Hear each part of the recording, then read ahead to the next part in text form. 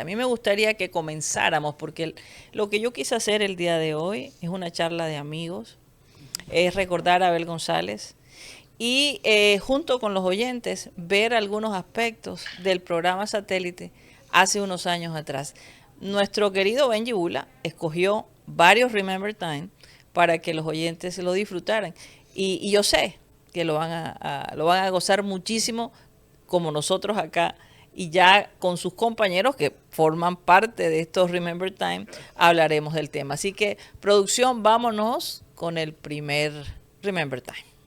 Que alguna vez más o menos a esta hora, don Miguel Char llamó a Altamiranda que trabajaba aquí. Miguel Ángel, vente para que ayúdame a buscar la llave del carro, que tengo aquí una hora buscando la llave y no las encuentro. ¿Verdad? Pero ese marengo, esa no es una estupidez, es cleptomanía. Y dice Altamiranda, ¿quién estuvo aquí de último? Bueno, lo único que estuvo aquí fue Abel, que estaba contándome unas cosas. Espérame aquí. Vivía aquí al lado de Abel. Lo encontró Altamiranda con la llave así dando vueltas aquí el dedo. El dedo, dándole vuelta a la llave. Y era un llavero de oro de 18, no era cualquiera. Pero yo, menos mal que Miguel me conoce, no da, pues dice, no da, que te visité quedar con el llavero. Eso lo hablamos hace unos programas atrás. Oye, pero yo quería comentarle un detalle. Perdón, Pepe, eso fue verdad. Tú te imaginas a cualquier persona que ya termina su jornada de trabajo de la mañana. Imagínate. Y quiere irse para su casa, un ejecutivo quiere irse para su casa, almorzar y descansar para volver en la tarde y no encuentra las llaves del carro en su propia oficina. Y rebuscaba por aquí, rebuscaba por allá, levantaba la alfombra, abría un cajón, todos los recovecos de la oficina y nada de las llaves. Menos mal que en este caso Abel en ese tiempo vivía ahí en el mismo, casi en el mismo edificio de la emisora, ahí mismo, ahí al lado, pegado. Unos apartamentos que hay ahí. Y Altamiranda, que bueno, la experiencia habló en ese momento, le preguntó, Mike, ¿quién fue el último que estuvo aquí? El último que estuvo aquí fue Abel, que me estaba comentando una cosa. Espérate aquí, Mike. Y y Abel estaba con el llavero dándole vueltas. Sí. Pero no se había ni dado cuenta de que ese llavero no era de él. Imagínate tú, así así fue como se arregló eso. Óyeme, yo quería comentar esto, que me pareció... Cosa que heredé a Abel Marenco. Bueno, pero me pareció... Hoy me pareció realmente sorprendente y me agradó muchísimo. Resulta que aquí hubo una dinastía de peloteros, de jugadores de béisbol del Atlántico, que fueron los que llevaron por primera vez al Atlántico a ser campeón del campeonato nacional. En los años 60. Era la familia Salinas, Ubaldo y César Salinas. Pues hoy me sorprendo yo cuando David Padilla me llama y me dice, Pepe, aquí hay un muchacho descendiente de esta familia de peloteros, de los Salinas, que ha escrito una nota para conmemorar este fallecimiento de Abel González. Se puede publicar, digo, mándamela que yo la publico enseguida. Ahí está publicada en mi página. En tu página la pueden ver. Bueno, vamos con la siguiente. El muchacho se llama Morgan Salinas. Morgan Salinas, un saludo para él. Yo vi su nota, claro que sí, me encantó. Lo voy a leer, Pepe. Sí, ahí en esas cosas así de hola, buenas tardes. Ay, por fin Hola, te oímos, por Dios. Sí. Ese silencio. Esas cosas que el Chief tenía era una vez que yo cometí como decía, alguna creatividad de en pleno programa que como ya pagaron Chief, coja, ahí está el cheque y lo acogió y empezó a hablar y lo dobló, lo cogió, empezó a romperlo por la puta y yo, no, cheque. En el transcurso de las cosas así como dice Marenco, era una cosa así como descuido, normal y no se había dado cuenta y menos mal no pasó nada ese día y yo no pasó nada. Me acabo de acordar de eso con el cuento del llaverito. Del llave. Bueno, vámonos con la peñonera que se formó porque no llegó Aníbal Velázquez. Vamos a ver qué dice Abel González sobre eso. Bueno, señoras y señores, ¿a quiénes quieren ustedes? ¿A la Villa o a los melódicos? Porque Aníbal Velázquez, que era la moda, me había fallado. No vino y ya me llaman, ¿qué? A 4 horas del programa. No, que no puedo ir, a ver, discúlpame, pero me salió un compromiso. Le salió un bollo que se levantó y tal. y me dejó a mí. ¿Yo qué hago ahora? Entonces Morgan, Morgan, que no es mal músico, lo que pasa es que Morgan no tenía la fama de Aníbal Velázquez y se estaba disfrazado del maíz, tenía un gorro blanco. Y entonces yo, para agitar a la gente, dije, ¿qué quieren ustedes, los melódicos o la Lavillo? Los melódicos, Lavillo, los melódicos. Cuando ya los vi cansados, y dije, ahora sí les voy a anunciar yo. Señoras y señores, yo creo que los melódicos y los Lavillo en cualquier momento pueden venir. Por hoy les voy a presentar a Morgan, no dije sino Morgan, cuando ya la piedra había caído y le cayó al pobre Morgan. Como estaba vestido de blanco, yo vi el hilillo de sangre. No digas eso. Yo dije, este es mi último mundial. Ya estaba la gente, el público beligerante, imagínate, en pleno parque. Yo era muy atrevido al manejar, imagínate, una vaina al aire libre. Pero cuando ya yo vi que la piedra empezó a caer, dije, esto se va a poner difícil. Esto ya lo veo venir. Y yo más nunca, desde ese día más nunca volví a aparecer en programas de esa naturaleza. Oye, yo quería ponerles... ¿Sabe por qué estaba de blanco Morgan Blanco? Ajá. Porque en ese entonces estaba el producto que decía fécula extrafina del maíz. Claro. Ajá. Y tenía en su logo, era un cocinero Ajá. con todo el vestido blanco y un gorro blanco. Ajá. Entonces supongo yo que contrataron, entre otras cosas, eso que dice Abel ahí, Morgan Blanco no era mal. No, antes por el No era- contrario. hizo Muy bueno. bueno. ¿Te acuerdas de Ramita de Matimbá? En la U, Eso lo hizo él. excelente. Pero en esa época, obviamente, no era tan conocido. No creo que no era... Al nivel de Aníbal sino que Velázquez, no obviamente. llegaba al nivel de Aníbal. No tenía el Sí, nivel de Aníbal. No. Pero ese público fue intolerante. Porque si no llega Aníbal, bueno, llegó Morgan, ¿qué pasa? Gratis.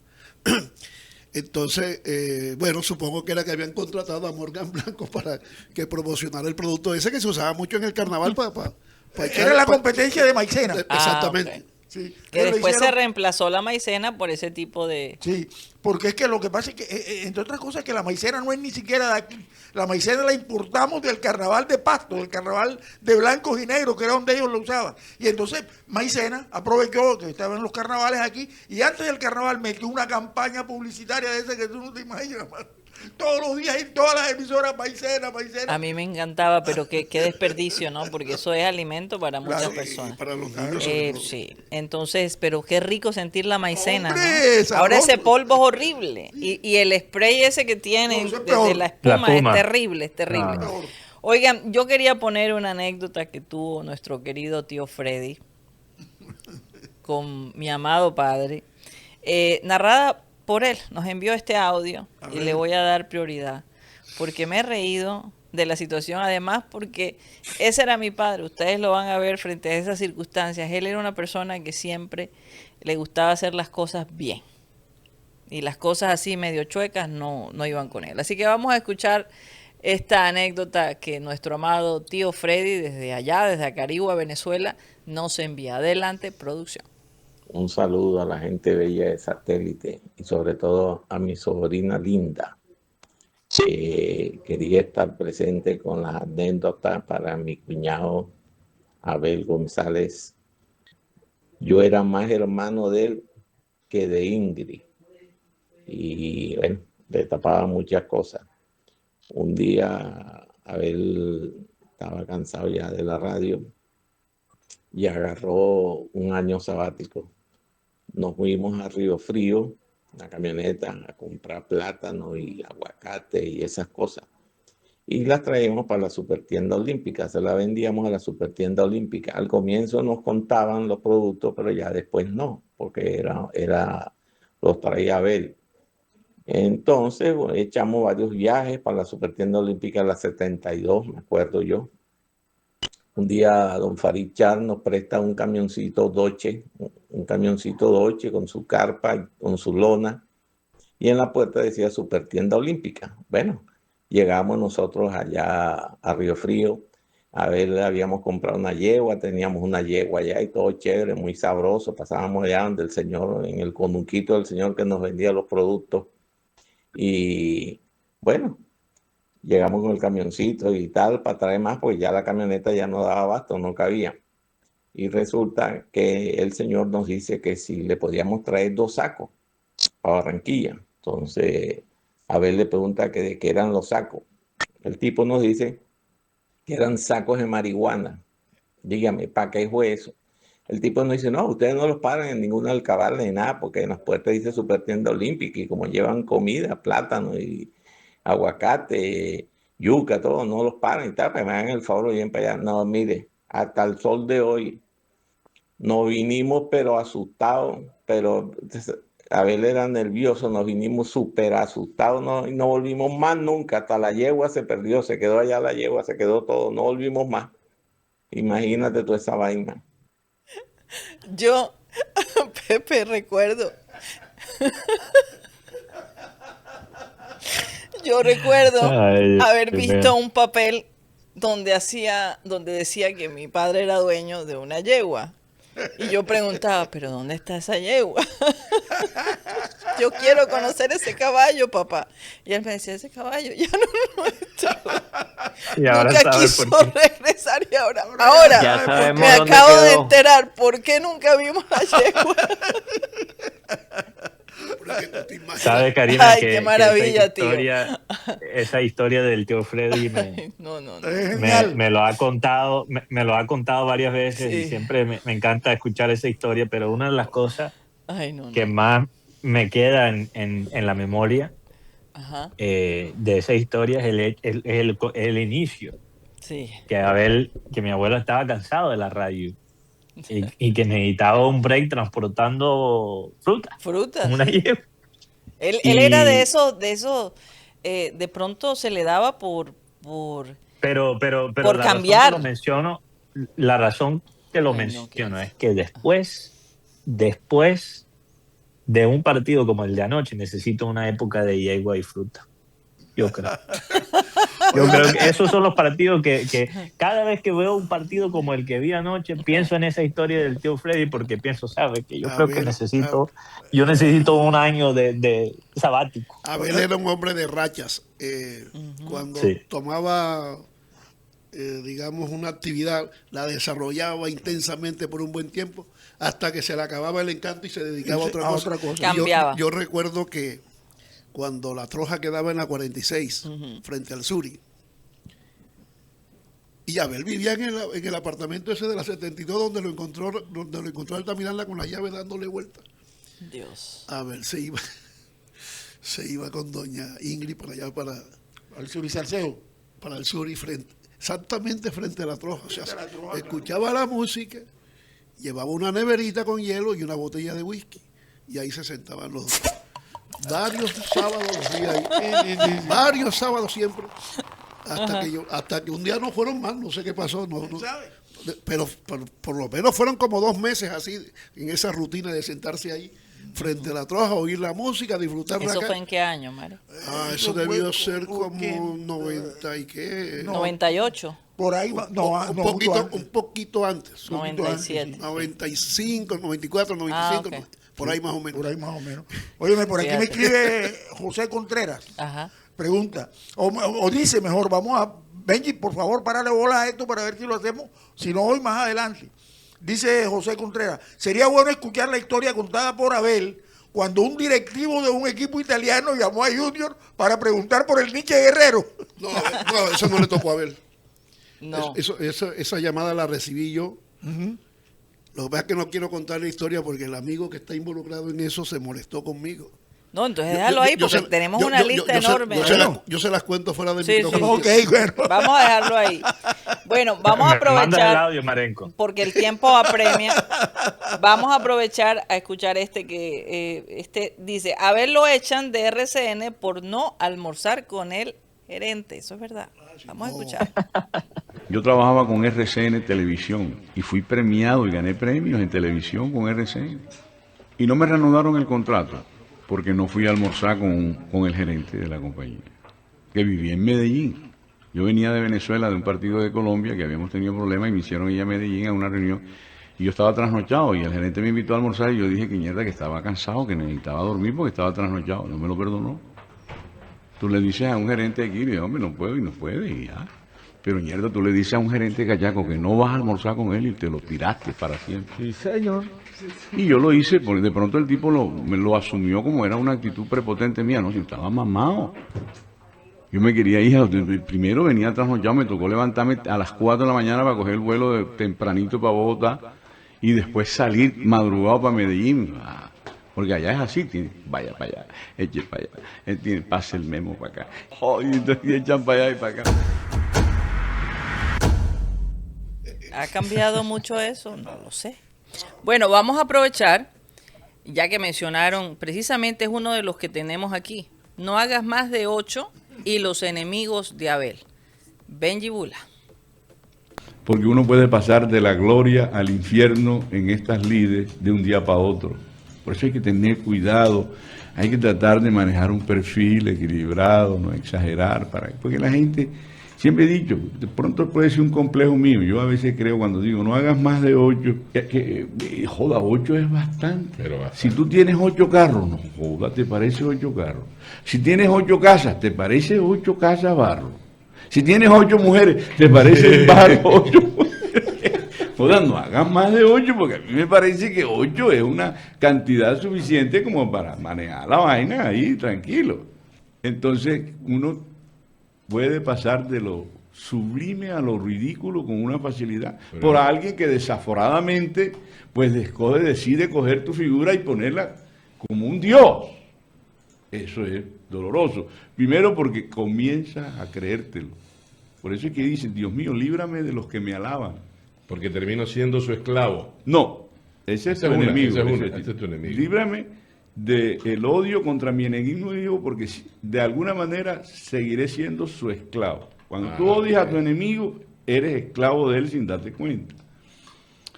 Cuando se trata de verdaderos enemigos.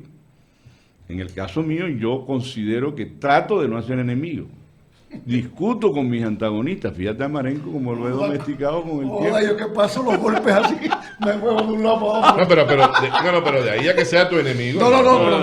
Pero fíjate que dice Ricky Rey, Bobby Cruz dice en una canción, dice, es por eso que le pido a Lázaro que me libre de la traición del amigo, que yo velo a mi enemigo. Exactamente. No dice, la Biblia dice, cuídate de la canción del necio. Así es. Cuídate de la canción del necio. Y de alguna manera dale alguna importancia a la gente que te puede decir algo constructivo. Porque muchas veces mis comentarios, como suenan un poquito, a veces yo lo reconozco, soy un poquito sarcástico. Nada más. Soy un poco sarcástico y puedo lastimar a mucha gente en ese sentido. Pero lo que sí me preocupo es de argumentar. Ahí está. Buen consejo. A aquellos que necesitan un consejo como este, asúmanlo, analícenlo y pónganlo en práctica. Bueno, Sara González desde Vancouver quiso enviar, yo le dije a mis hermanas que la que quisiera mandar un saludo, ¿no? Porque por esto, este día para nosotros la familia es fuerte, entonces hay algunas que están muy emotivas, inclusive Claudia, mi hermana mayor, que es la psicóloga, le hizo un poema a Abel, y entonces yo decía, si leemos el poema nos vamos a poner aquí todos tristes. Entonces es complicado, pero Sara González se atrevió a mandar el video desde la ciudad de Vancouver. Vamos a escucharlo. Adelante, producción. Hola Cari, hola a todos en el estudio y a los oyentes de Satélite. Bueno, quería solo mandarles un saludo y decirles que los extraño mucho, que hoy es un día para nosotros como familia importante porque recordamos la vida de mi papá, Abel González, y seguimos conectados a través de este programa. Les mando un abrazo con mucho cariño desde Vancouver. ¡Mua! Acuérdense que gracias a Sarita y los videos que mandaba de los parques allá en Vancouver, Abel González comenzó esta campaña de que Barranquilla necesitaba más parques. Ahora tenemos demasiados parques, pero gracias a ese tipo porque yo recuerdo que él ponía a Sara a mostrar todo eso. Todo lo que hacía la ciudad de Vancouver para entretener a sus ciudadanos y lo lindo que se ve Vancouver lleno de parques. Y aquí hemos aprendido algo de eso, ¿no? Sí, total. Esas enseñanzas de Algo de eso, funcionaron y también. definitivamente. Y hay una frase que recuerdo, Karina, de él: los parques son el country club del pueblo. Así es, así es. Y si tú vas a Vancouver, lo ves clarito. Clarito. Ese es el plan del Y fin creo- de semana. Y creo que aunque siempre hay espacio para mejorar, creo que en Barranquilla también se ha ejecutado esa idea. Entonces, Bueno, vámonos con cuando Abel trajo el béisbol en el 77, que hemos hablado, la Serie Mundial. Adelante. Fui a Nueva York, llegué, les cuento esto más allá de la vanidad y de lo que significó para mí desde el punto de vista de la experiencia personal, pero profesionalmente pasó lo siguiente. Mi hermana, que vivía en Nueva York, inclusive era profesora, hablaba muy bien el inglés, fuimos a la ABC, un edificio negro que está en la 52 ahí, con la Quinta Avenida, y llegamos al piso 9 de la ABC, o sea, donde estaba el sales manager, el man de las ventas. Se llamaba apellido Fitzgerald. Y mi hermana, llegamos los dos y estamos interesados en comprar la Serie Mundial de Béisbol. Él me mandó donde Mike Pérez, un cubano, que era el director de ventas de América Latina. Y entonces yo llegué con el cuento de que me regalaran la Serie Mundial porque quería meterla en Colombia. Y medio país, o un tercio del país, le gustaba el béisbol y el resto no. Que a mí me parecía prudente hacer una promoción para volverlo una necesidad nacional. Entonces el cubano me dijo, aquí no podemos regalar nada, pero sí te vamos a dar crédito. Los 4 partidos, porque creo que en el año 77 los Yankees ganaron los 4 juegos seguidos, o en el 78, ¿no? Sí, fue en el 77 que los Yankees ganaron los 4 juegos. O sea, esos 4 juegos te valen $4,000. Pero no los paga, llévatelo, no los paga después. Y me dieron fiados los 4 juegos de la Serie Mundial. En esa época Germán Vargas, un barranquillero, era el director de Irravisión. Conseguí que me dieran el espacio a las 10 de la mañana los domingos. Conseguí unos patrocinadores aquí en Barranquilla que me apoyaron en la idea y transmitíamos el béisbol con Melanio Porto Ariza, Fabio y yo. Melanio pegó un grito el día que abrimos la transmisión del primer juego, echándole vaina a Tocancipá. Él decía que era un grito que tenía ahogado ahí en la garganta porque él también era de los que de Cartagena jodía, pero cuando vamos a tener un partido de pelota, y transmitimos por primera vez el béisbol de Grandes Ligas, esa Serie Mundial del año 77, conseguido por Abel González. Es decir, yo soy el comienzo de ese proceso para que desde Telecaribe hoy en día esté transmitiendo. Un aporte allí para el béisbol. Eso fue verdad. Sí, claro. Yo me levantaba todos los domingos pendiente en ese 77 para ver. Todavía teníamos la televisión en blanco y negro en ese entonces acá. Sí. Y veíamos los partidos Yankees-Dodgers de la Serie Mundial de ese año, que se repitió en el 78. 78, sí. En el 77 la ganaron los Yankees 4-2. Ambas series las ganaron los Yankees. 4-2 la primera. Ahí fue donde apareció aquel pitcher que estuvo aquí, Bob Hutton. Con los Dodgers. Con los Dodgers, claro. Sí. Perdió uno de los juegos contra los Yankees. Quizás viendo esa serie de los Yankees donde nace la fanaticada de Marenco, la asociación con ese equipo. No. Lo que hoy en día él intenta esconder. Yo no sé por qué a mí me juzgan sin conocimiento de causa, ni mucho menos. Yo antes de eso ya jugaba béisbol. Y tenía mi inclinación. Yo realmente el equipo que más me gustaba en ese entonces eran los Orioles de Baltimore, por Brooke Robinson y su conexión con Barranquilla, porque él jugó aquí con el equipo Willard en los años 50. Claro. Y entonces, y como yo vi unos flashes de, no sé quién trajo eso, en los sábados pasaron algunos flashes de la Serie Mundial del 71 contra los Piratas de Pittsburgh, y Bruce Robinson fue un gigante jugando la tercera base. Entonces me gustó esa forma de jugar de él, y como los viejos decían que lo habían visto jugando aquí en Barranquilla, Claro. entonces tenía inclinación por los Orioles, pero no era nada profundo. Así que no tiene nada que ver eso. Lo que sí, Mateo, es que al año siguiente los Medias Rojas de Boston, tu equipo, estaba lejos en el primer lugar del este de la Americana. Los Yankees estaban bien alejados. Votaron a Billy Martin y trajeron a Bob Lemon como manager de los Yankees. Y los Yankees alcanzaron a Boston al primer lugar de la división. Fueron un juego extra que se hizo en Boston. Y Mike Torres, que había lanzado el año anterior con los Yankees, en esa serie mundial de la que habló Abel, Mike Torres estaba este otro año con los Medias Rojas. Y Bucky Dent le dio un jonrón a Mike Torres. El famoso Bucky F. Dent, por no decir la vulgaridad. Por encima del monstruo verde, y los Yankees eliminaron a Boston. Bueno, oigan, como el tiempo Karina, pero en ese año de que vino Bruce Robinson aquí. Dame un momento, Mateo. En ese año que vino Bruce Robinson aquí, Marcos Pérez bautizó al Wheeler como el callejón de la muerte por 3 peloteros que eran jonroneros.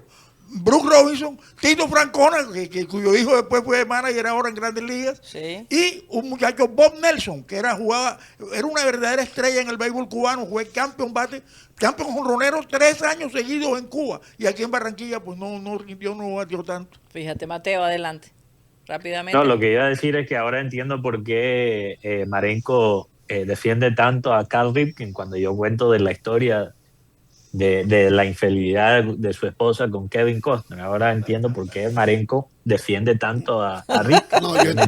No empiecen por ahí. Yo defiendo a Cal Ripken porque no hay ninguna prueba, ningún documento, nada fehaciente que ratifique lo que tú dices, Mateo. Señores, vámonos rápidamente con Fui Pionero de la Tecnología. Adelante. Que exactamente en el año de 1983, man que está hablando fue el primer ciudadano de Barranquilla que habló por una red de internet privada, que se llamaba RedNet. Y esa primera conexión por internet se hizo aquí en la calle 72 con la carrera 59, en toda la esquina en ese edificio, en la casa de mi hija. Yo no sé si ustedes recuerdan que yo entraba a la base de datos de Hollywood y sacaba fotos de Marilyn Monroe. Entré a un hospital en Boston, un hospital judío israelita. Buscaba los datos del béisbol de Grandes Ligas. Aquí está el señor Marenco, que él no gusta de mí, pero me puede decir. Bueno, Marenco, llevémoslo ahí. Oye, pero sí fue testigo. El que alimentaba a Yeyito era yo. Bueno, Marenco hace parte de la historia. Sí. Porque a mí me tocó, cuando yo empecé a hablar del computador, me tiraban piedras. Mi colega Fabio decía que yo era marihuanero porque llegaba con los ojos rojos. ¿Y qué, Feliciano? Y era verdad. Yo llegaba con los ojos rojos sencillamente porque en esa época trabajaba con un computador de pantalla monocromática de 7 pulgadas. Entonces, cuando tú te metes a una base de datos como en aquella época, vía Telecom, yo tenía un circuito de enganche con Telecom a través de un nodo incipiente que ya tenía Telecom Barranquilla, y con una portadora que se obturaba con un sonido agudo, que era el que abría, me daba entrada a CompuUser, que era una base de datos en Ohio, hace 30 años. Eso significó, yo lo estoy diciendo para decirles a ustedes que de alguna manera en una área tan sensible como la tecnológica soy pionero, y a más de uno le ofrecí participar de ese desarrollo. Yo fui uno de los primeros columnistas en la página de Satélite, ¿te acuerdas? Una columna que se llamaba El Fusil de Pancho Villa. El Fusil de Pancho Villa, es verdad. Y sí, todo este grupo de Marenco era el hombre que alimentaba el vientre de Yeyito, que tuve que quitarle la palabra computador porque la gente me mentaba la madre porque no sabían que era un computador. Entonces yo tenía que decir, Yeyito me dijo. Yeyito era el computador que me daba me permitía ingresar a una base de datos en el béisbol, en un hospital. Como podrán entender, hace 30 y tantos años hablar de lo que ustedes están viviendo ahora era un pecado capital. Porque era loco, era marihuanero, porque evidentemente los ojos se me ponían rojos. ¿Por qué? Porque duraba a veces hasta las 4 de la mañana, imagínate tú, descubriendo vaina. Entonces yo no me quería desprender de ahí. Tuve inclusive una pequeña crisis con mi mujer. Pues mi mujer decía, mierda, pero che, ¿qué te pasa? Estás volviendo loco. Yeyito, Mi mujer bien vestida con su bata sexy y tal, y yo allá zampado. ¿Qué te pasaba? Y tú haciendo Y doble me clic en faltaba y otro me lado. hacía doble clic y yo acá, total. Entonces, y tenía razón, porque evidentemente cuando tú te metes en un viaje nuevo no quieres salir de ahí. Entonces, esto que yo les estoy diciendo hoy aquí, porque es que hay que decir cosas creíbles y hay que tener sustentar el por qué tú tienes algunos argumentos y algunas opiniones sobre nuestro atraso. Es que cuando hace 30 años yo empecé con esto, repito, no me apedrearon, no me lapidaron de vaina. Somos testigos de eso. Oye, como nos queda tan poco Eso tiempo es y esta anécdota de la encuerada de Abel y Perea en las playas de Toulon, Francia, Ese es. yo creo que es importante que la pongamos antes de que ya Omar nos diga esto se acabó. Así que vámonos, por favor, con ese recuerdo de la encuerada de Abel González Chávez y Edgar Perea. Tantas vainas que contar, esa encuerada tuya allá en San Tropez. Bueno, no, ahora no lo vamos a hablar porque todavía... Pero sí, ya, en un anecdotario... Esa encuerada tuya, como que él no. Llegamos a esa playa todos corronchos y todo el mundo desnudo ahí en esa playa. Niños, viejos, señoritas, señoras, todo el mundo posando desnudo y nosotros con ropa. Y se presenta un guarda de eso de 2 metros. Y con zapato de cuero. Y dice, si se quieren quedar aquí, se tienen que quitar toda la ropa. Si no se van a aquella playa, por allá a 4 kilómetros, allá sí que con ropa. Pero aquí es en cuero. Y me dice Peláez, ¿qué hacemos?